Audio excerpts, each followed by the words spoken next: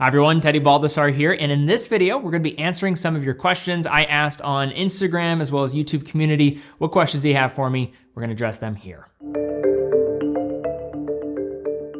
So for our first set of questions, and I'm saying set of questions because all of these questions came in regarding the tariffs. Now I have a complete video where I talk about like 25 minutes, all the nuance and specifics around how tariffs in the US could impact the broader watch marketplace. That goes from the pre-owned market, that goes to how collectors are going to be affected, small brands, the nuances around manufacturing and watch education in the United States. So if you've not seen that, I'll link to that down below. That's a great jumping off point for a more thought out take on all of this. But since recording that video, all of the information at the time of recording this video here, I'm in the middle of August, so there might be some updates since this video has been edited. So I'm trying to stay up to date with this as much as possible, but this is a moving target. Things are changing all the time.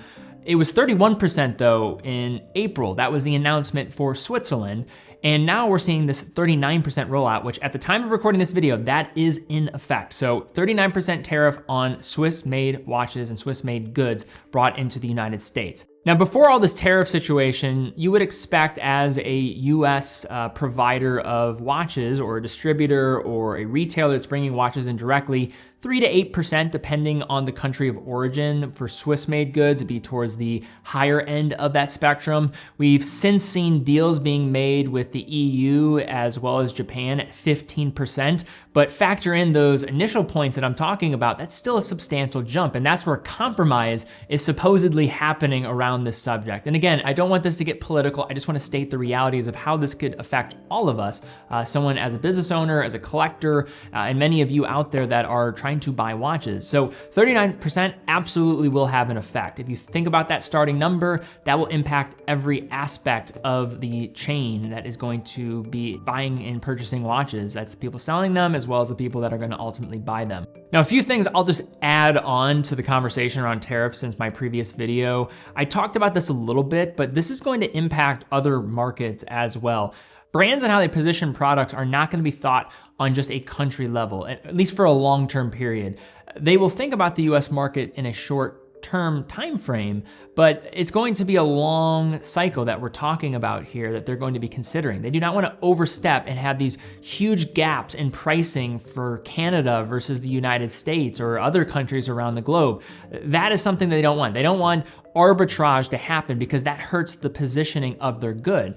So in the long term, they're going to have pricing equal across all markets. They're going to factor this in as a worldwide consideration. So just because the US is getting tariffs doesn't mean other markets are not going to be affected. They do not want these situations where it's cheaper one place versus another. We saw this in Japan in the last couple of years with the yen being weak to the dollar. People were going over for short-term upside, but that is not something that was sustained, and it's not something that brands want to sustain. So this will have a global impact. The other area that you can look at is pre-owned. One of the misconceptions I saw when people were talking about watches in general is how pre-owned watches are going to be better value, but that's not going to be the case either. Pre-owned is also going to be affected. There's two things to consider here.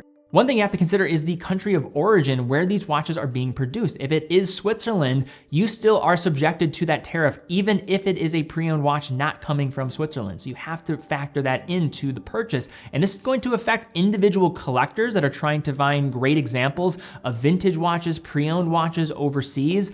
That's gonna hurt. And then in addition, dealers and those available in the United States, the pre-owned market is not just something that exists as an island and totally disassociated from the global marketplace. There's a lot of intermingling that happens between dealers across country lines, and watches are being sourced from different countries around the globe, and they're crossing country lines in the process, and that is going to make it more costly to bring in goods. And if you can't bring in goods at these tight margins that many of these pre-owned dealers are working with, it's not going to be viable to bring that into the market. So there's going to be less watches available because they have to make what can work within the US and find that inventory. So there's going to be less inventory available if this sustains for a longer period. And in turn, prices will likely go up as a byproduct of that. So will prices go up? I think yes, they will go up. The one thing I can say for certain is this is likely going to be the cheapest time to buy a watch, but I do think brands are being thoughtful about how much they want to step forward, and they're taking more of a wait and see approach. They do not want to create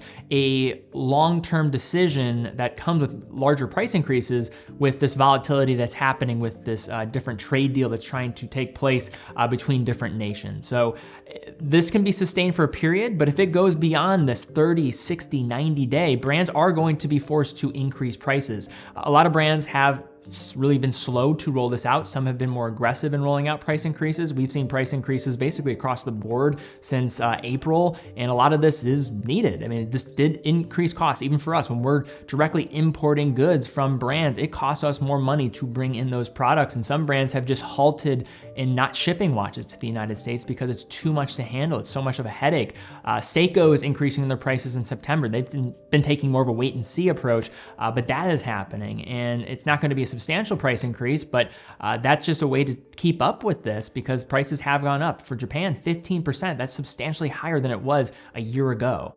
Now, I'm hoping this is not going to turn into a long-term issue, but in the short term, if there are going to be added tariffs on goods being imported into the United States, that is going to create a lot of pressure and prices will eventually go up as a byproduct of that. Next question asks, if Seiko was European, would it be more respected as a brand? So I think if you answer this from the collector point of view and you answer this from the B2B and inside the industry from other brands and what the perspective would be, I think they're two different answers.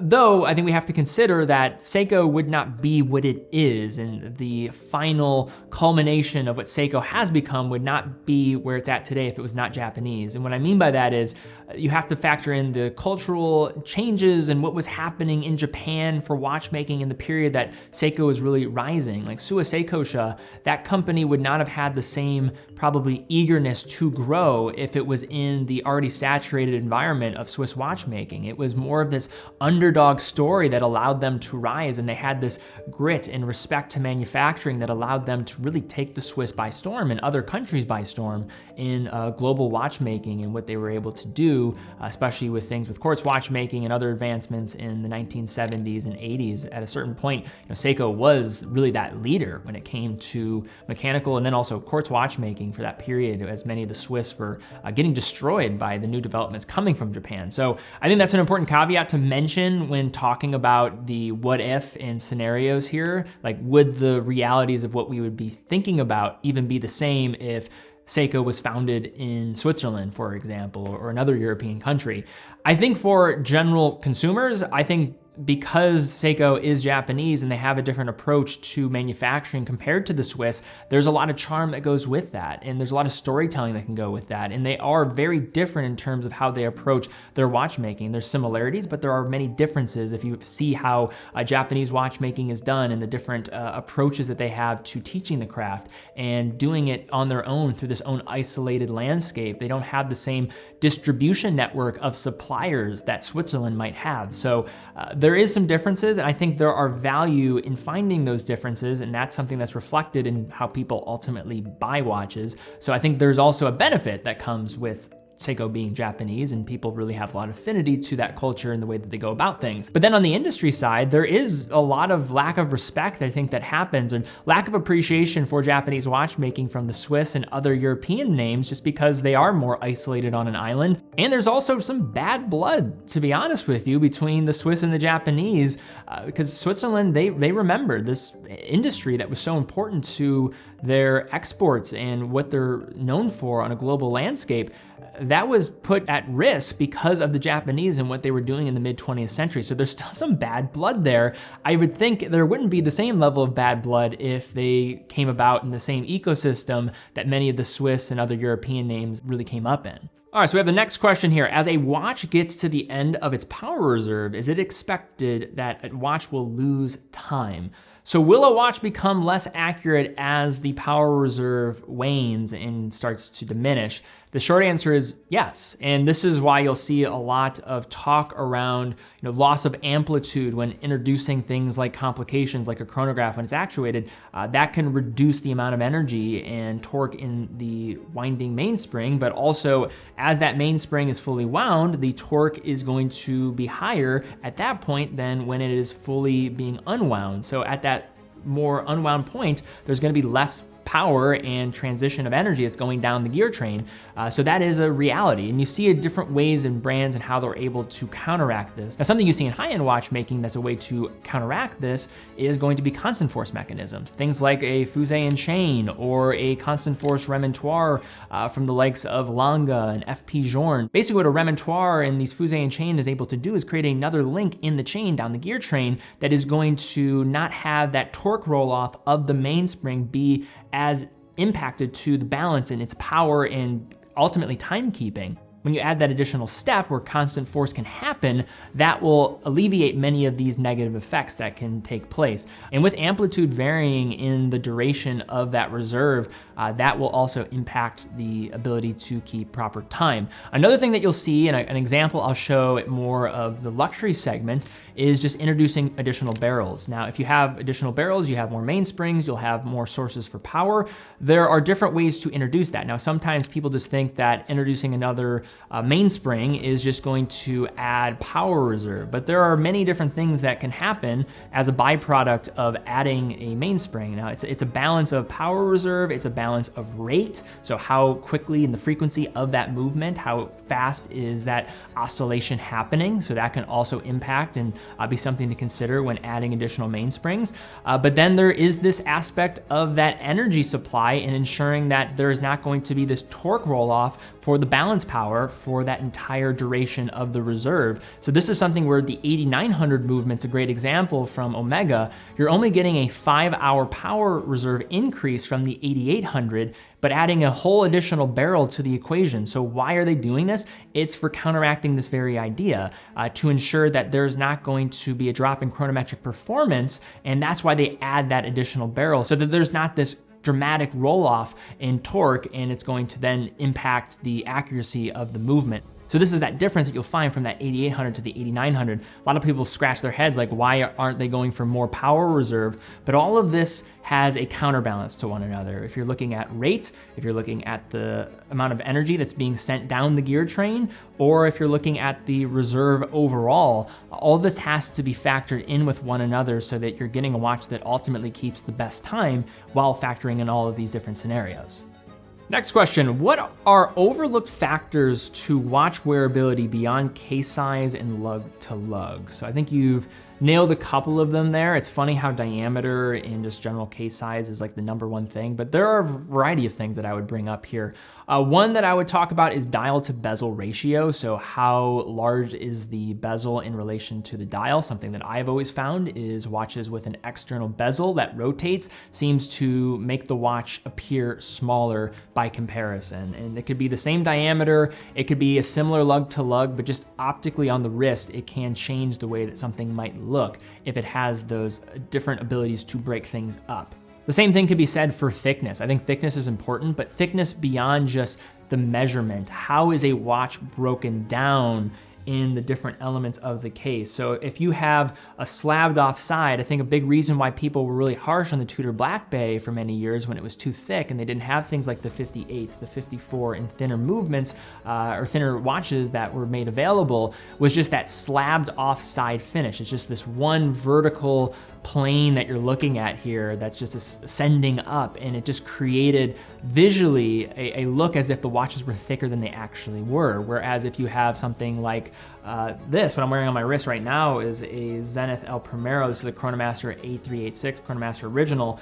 There's different segments to the case that are broken up. Like the case back has a different profile and how far it's extending out versus the mid case. And also like the bezel is more seated right in line with the case. There's not an additional part that's being added there to that bezel. So the dial itself sits higher up and it's being compressed in to the back of my wrist so that it doesn't sit as high. Now, this is not a thick watch, especially for an automatic chronograph, but these are things that you can also think about when looking at thickness, and this is why trying things on, and this is why I also talk about giving a lot of examples when I review watches. Like, this will equate to wearing like this on the wrist, just to give that feel, because otherwise, if you don't have a point of comparison, this is something that can be very difficult.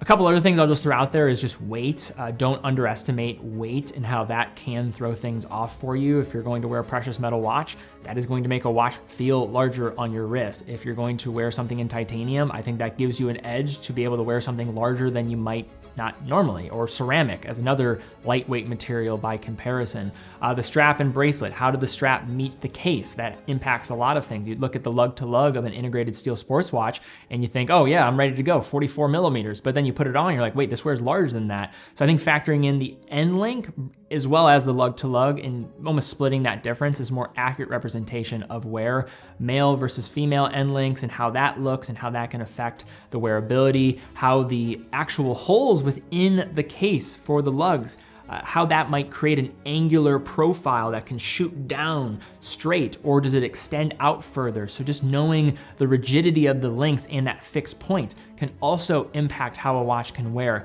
A lot of this just comes with being more experienced with trying on watches, and as you start to try on more watches from different brands, that's where you can get a lot better at this. So filling in all of these different aspects and understanding how something might change will allow you to be that much of an improved buyer. Like for me now, I know from a brand exactly what to expect. I can just look at the spec sheet and know if something's gonna be too big for me, too small for me, fit just right, because you have that experience. So get those reps in and then you'll get that much better. Like I have no risk. I can see a press release and I'm like, I know how that's gonna wear on my wrist. Now I have a little bit of a secret sauce there just because I'm able to handle so many watches, but this is why experience and things of this nature really do help. And that's also why I try to provide this level of information in many of the reviews and don't just rely solely on the specs on paper. Next question asked comes from YouTube. Hello, Teddy. Do you think that the Omega Seamaster 300, the Diver 300 titanium, No Time to Die, will be discontinued once the new James Bond movie comes out? If yes, then I need to purchase that one as soon as possible. So not to encourage you to make a rash decision, but I do think this one will eventually be discontinued. I have no insight into this. This is just me making a speculative guess on things just based off what I've seen in the past. If you look at the other Bond films from Daniel Craig, these watches have had short runs. They are not watches that became part of the permanent collection. Like we don't have the Spectre watch, we don't have the Skyfall watch still living amongst us as something that we can acquire new. So the No Time to Die, I think, has just become a byproduct of the really weird time in which it was released. Like I was at the unveiling of this watch. It was in December of 2019 where I think Omega announced this, and the movie was slated to come out that following spring or February, something of that sort. It was only a month later that it was supposed to come out, and then obviously COVID happens and delays everything. They don't have the theatrical release of this movie for another year or so, and that just extended things out. But then there's other aspects that basically allowed this watch to sustain. I think one is that it became a really good seller for Omega, probably in their top 10 best sellers. You had the movie delay, then you had this being the last Bond film, so there's just been this transition that has happened where we're waiting for this new Bond to be announced and we haven't had it yet. Then there was rights for the movies that have changed too. That also added to the delay here. We're talking about 6 years now since this watch was initially unveiled. That is longer than any other Daniel Craig release that we saw from the Omega Bond connection. So with that being the case, I think this was just a byproduct of all of these different variables and why this has become more seen as a standard production model for the long term. But I would imagine once the chapter for Bond is turned and we go to a new Bond who's going to be representing the series and we have a film officially announced, this one will probably be discontinued. That's just my guess. Next question asks, if you had 100% control, what are 3 things you would do first to get Breguet back to its rightful place at the summit of the industry? So 3, I don't know if 3 would be the right way to look at it, but there's a lot of things that I would potentially change, and I'm just somebody. This is just all opinion here, but this is what I would likely do. And I love Breguet. I think there's so much history to lean on here. Yes, the Breguet of former years versus the linear connection to the existing brand of today is not completely connected, but the principles of Breguet are just so crucial to watchmaking. So many of these brands today would not be what they are if it wasn't for the initial developments of Breguet in the 18th and 19th century. Now, a few things that I would just do immediately, and this is not going to happen because they are part of the Swatch Group, and the Swatch Group is a publicly traded company, but I think a brand like Breguet would greatly benefit from not being considered in a quarterly earning standpoint and trying to appeal to shareholders. I think it needs to be treated separately. It's a more of a boutique brand. It's a brand that has to have some independence in its ability to articulate itself and express itself, but also not be tied to short-term gains. It needs to be free. And I think to build, you must be free from those short-term upsides that are trying to be created in being in a public group structure. You see the brands that are winning right now, and that's something that I would see. So that'd be number one, is try to not make it be a forced to deliver on commercial numbers. Let it reposition itself first. So that's what I would do, number one. Number two is I would scale back production and also really focus things. I wouldn't just scale back production for production's sake. I would try to focus the collection. I would do some refreshes to the line. I'd make way less classiques. I'd focus on the bread and butter of what does well. I would pull back on the tradition. I would revamp the marine collection to be more in alignment with the original ethos of Breguet and represent those characteristics. I think part of marketing a brand comes down to the ease and your ability as a collector to navigate it. Right now, Breguet is just pretty complicated in how you have to perceive all the different classique references. I'd make it easier for collectors. I don't think you can follow the model of the modern day Patek Philippe because they've had this linear progression over the years, where Breguet, I think, needs to think about it a little bit differently in how they approach it, more from an independent lens and simplify things down. And with better product, with product that is easier to understand, that goes hand in hand with marketing. I find that watches that are too difficult, or brands that are too difficult to navigate, it almost gets in a way where you have to market your products that much further. So I think simplification will help in that regard. And when you talk about marketing, I would just create more faces for the brand that are actually relatable to the common era. So how I would do this is a variety of different things. Now, if you look at a lot of the messaging over the last 5 to 10 years with Breguet, it's like oil paintings from Marie Antoinette and Napoleon. Like, it just feels very stuffy. I would try to make it aspirational, but don't make it feel like I am looking back so far to the past. How do you mirror tradition without getting people deterred from wanting to pursue the brand? Make it more about the watches. Don't make it about the clients. Make it about Breguet. If you're going to show somebody in the imagery, show Abraham Louis Breguet. Use innovation and technique and allow that to be your storytelling, not the collectors or people that were individuals that bought the watches from back in the day, especially for people that, and sad to say it, but not a lot of people nowadays probably know Napoleon, especially if you're looking at a consumer market outside of France and Europe. So this is just something I think we have to be real about. And then another thing I would just throw out there and do, and I think this goes hand in hand with marketing, is, and this is something when I talk about collectors, there are other brands in the industry that represent Abraham Louis Breguet at times better than Breguet. And I think some of this consideration needs to be thought out by Breguet, and recognize that this path forward should be honoring the developments of the original idea of Breguet, and that might come in working in tandem with those that are doing things their own way, but with some flair that also look back and have reverence to the past of what this brand was originally known for. So maybe going across the aisle, finding some independents that are doing things on an exceptional level, and do some co-branding, do some small run projects. I mean, I think about what Louis Vuitton has done with Breguet and other independent names. Like, I would reach out to Francois Paul Journe. I don't think he would do anything, but I mean, that guy represents so much of what Abraham Louis Breguet would respect if he could transform and go forward in time. Maybe Roger Smith, and having someone that is a master of rose engine work and doing this handcraft. I think that's somebody that I would talk to. Now, I don't know if these are the best examples, but there are independent watchmakers out there that I think would be so excited to be able to work with the Breguet brand mark and have some expressive way to showcase what they're capable of. And I think it could be mutually beneficial and showcase showcasing the craft of what this brand was all about. So I have a lot of ideas. I think there are plenty of things to work on if you're Breguet, but this brand has so much potential, and I absolutely love what the brand is about. And I'm excited now with Gregory Kissling coming into the fold for the brand. He was such a rock star at Omega and within the Swatch Group. I think this is the right guy. Product first is going to be one of the first steps for getting Breguet into its rightful place of being one of the most revered and respected names in watchmaking, which I think it is to some extent, but there's just so much more in front of this brand that I don't think they're currently reaching.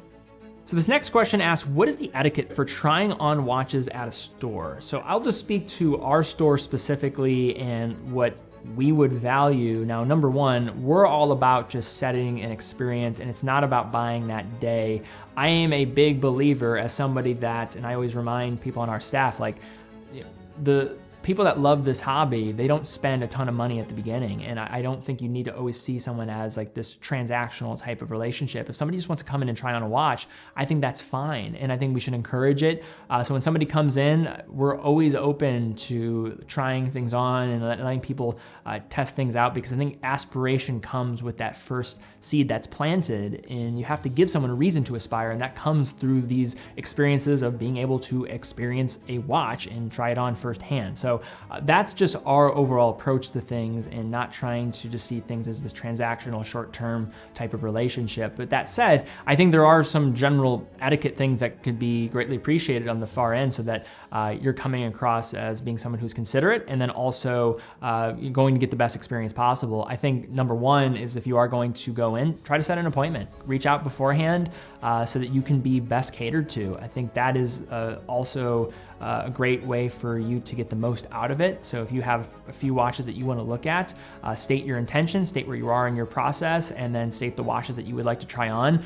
That will allow you to have the best experience possible. Just coming in and just saying, I want to look at that, look at that, look at that. You don't know if there's going to be other people in the store that day, and if you're going to get the best experience. So that gives you that best step forward. And I would just recommend that in general. And this isn't even etiquette. This is just a recommendation to you, so you can get the most out of it. And I know the retailer on the other side would really appreciate it as well. I think another point is just to state the intention, like where you're at in the buying journey. Like if you're somebody that's just at the early discovery phase, let the person that's helping you know. And I think they'll appreciate that. They'll know how to cater the conversation. If you're just more in that initial phase, that'll change the way that they speak to you about maybe understanding the watches. They'll give you different talking points, and they'll be able to let you try more things on. If they think you're really focused on one watch, they'll spend more time on that one watch. But if you're trying to try on different things, letting them know where you're at in the process is going to help, so that you can get the most out of that experience.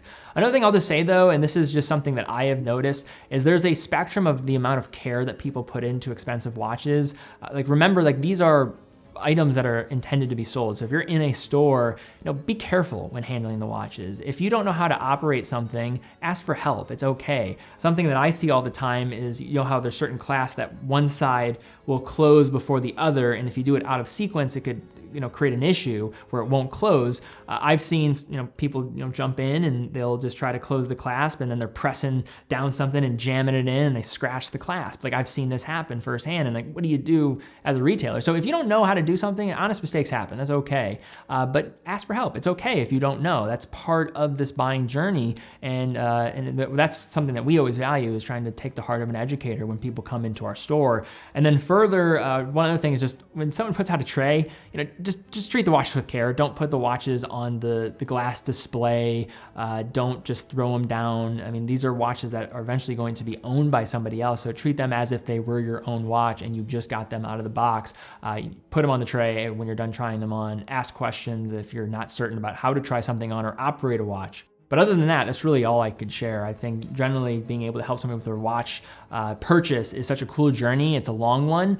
And I think as long as you're open and honest on where you're at in the journey, and you're really expressive about what you specifically want to get out of this with this current appointment, that allows you to get the best experience, and it'll let the retailer know what you want to get out of that experience, so you walk away with the best takeaways possible. And then we have our final question here. This one asks, why do people still buy Seiko if it has a 3 Hertz movement? Well, I think people like to think that rate is the only thing that matters. This basically can go back to that point earlier about talking about power reserve and all of the trade-offs that come when considering movements, same thing could be said here. There's a reason why Seiko, for these entry-level watches, for many of their pieces, are choosing 3 Hertz, is because these are industrialized products that are going to be enjoyed by millions of people, and you want something that's robust, that's easy to service. Higher frequency is going to introduce more wear on the components, which for a luxury good is fine because people expect this to maybe perform in a certain way, but also recognize that the care that comes with a higher frequency also is going to be higher. So it's all a trade-off game. And then further, just because you're dealing with a lower frequency movement doesn't mean it's inferior in any way. There's a lot that goes into the consideration here. Some of this is just aesthetic and preference. 3 Hertz, I'd like you to take a look at the Lange L951 and its operating frequency. That might give you a heart attack if you think 21,600 vibrations per hour. 3 Hertz is not enough in terms of its operating frequency. The Speedmaster, I mean, is that worth it for you because that operates at 21,600 vibrations per hour. I'm wearing a 5 Hertz movement. Does that mean it's a better watch than something that operates at 4 Hertz? No, this is not how we should look at acquiring watches. They are way more nuanced than that, and I don't think we should put them in this box. There's more to the equation here that we need to keep in mind. But all right, guys, that is all we have for this video. Hope you enjoyed it. If you like these style of videos where I'm answering your questions, give this one a thumbs up, subscribe, hit the bell icon. Really do appreciate that. It's a great indication that you want us to do more of these.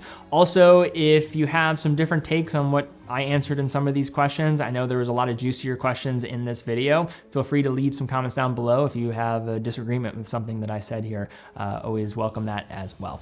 Also check out teddyballster.com, full authorized dealer for all the brands that we carry. Every purchase comes with quick and fast fulfillment, dedicated customer support, and a full factory warranty for all the products that we offer. Also, if you ever have a question about a watch that we have for sale, feel free to reach out to us on live chat or stop into our Cleveland, Ohio boutique if you're ever in the area. We'd love to help you out online or in store. It allows us to keep doing what we're doing here. We love what we do. Guys, thank you again so much for watching. Be well, and I'll see you all very soon.